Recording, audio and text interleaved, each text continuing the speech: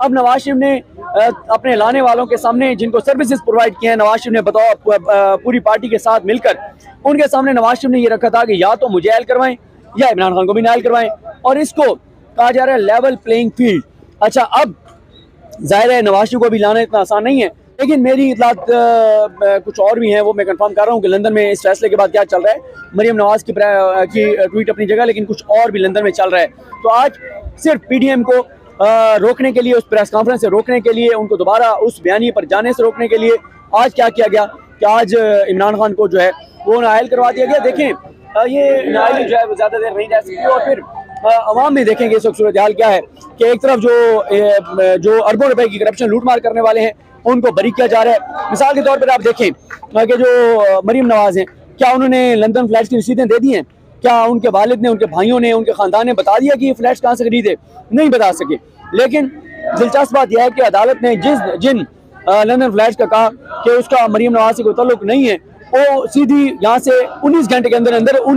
उसके बाद पासपोर्ट लेकर 19 घंटों के अंदर अंदर उन्हीं लंदन फ्लैट्स में पहुंच गई। मरीम को पासपोर्ट वापस दिलवाया गया, नवाज शरीफ को पासपोर्ट जारी करवाया गया, इसाकदार को वापस लाया गया। बड़ी तेजी से चीजें हुई हैं पिछले 3-4 हफ्तों में। उसकी वजह यह है कि ये सारी चीजें 3-4 हफ्तों में इसलिए हुई हैं क्योंकि नून लीग मुसलसल धमकियां दे रही थी कि हम दोबारा एंटी एस्टैब्लिशमेंट होने लगे हैं, और फिर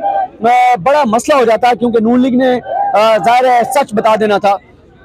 कि हमें क्यों लाया गया, कौन लाया, किससे हमारी क्या डील हुई थी, और कौन जो है वो हमारे साथ फ्रॉड कर रहा है, धोखा कर रहा है, और कैसे हमें इस्तेमाल किया गया। तो इस चीज़ से बचने के लिए जल्दी में, क्योंकि देखें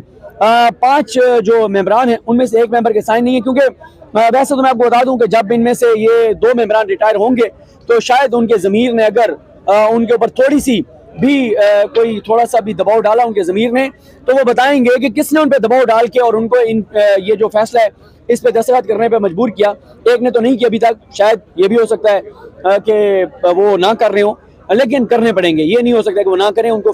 साइन करने पड़ेंगे, क्योंकि नहीं करेंगे तो फिर मामलात उनके लिए ठीक नहीं रहेंगे। इसलिए जो है वो साइन तो करेंगे, क्योंकि देखिए इस वक्त तमाम माफियाज, तमाम सब लोग एक पेज पर हैं इमरान खान के खिलाफ। और इसमें आप ये भी देखें कि शरीफ खानदान का ये तरीकाकार है, पहले वो ओब्लाइज करते हैं, फिर वो लालच देते हैं, फिर वो खरीदने की कोशिश करते हैं, फिर आप तो शरीफ खानदान के पास एक बड़ी एक्सपर्टीज़ है कि वो नंगी और गंदी वीडियोस का मामला भी उनका है, वो उसका इस्तेमाल करते हैं। क्योंकि जज अरशद मलिक केस में आप देख लें, उन्होंने हर तरह से उनको लालच दिया, यहाँ तक कहा कि आपको जो है जिस करेंसी में पैसे चाहिए आपको उस करेंसी में हम पैसे देने को तैयार हैं, जिस मुल्क में चाहिए उस मुल्क में देने को तैयार हैं, आपके बच्चों को बाहर सेटल करवा देते हैं, लेकिन आप जो है हमारी बात मान लें, नहीं मानी तो फिर उनके साथ जो हुआ वो आपके सामने है, जैसे उनकी वीडियोस वगैरह। और इन्होंने उनकी एक वीडियो खरीदी मुल्तान से और फिर उनको ब्लैकमेल किया। तो ये शरीफ खानदान का तरीकाकार है, लेकिन मसला शरीफ खानदान का नहीं है, मसला उनका है जो नवाज शरीफ को राजी करने के लिए मुल्क का नुकसान कर रहे हैं, मुल्क को तबाह कर रहे हैं, बर्बाद कर रहे हैं। और आज की सिर्फ एक वीडियो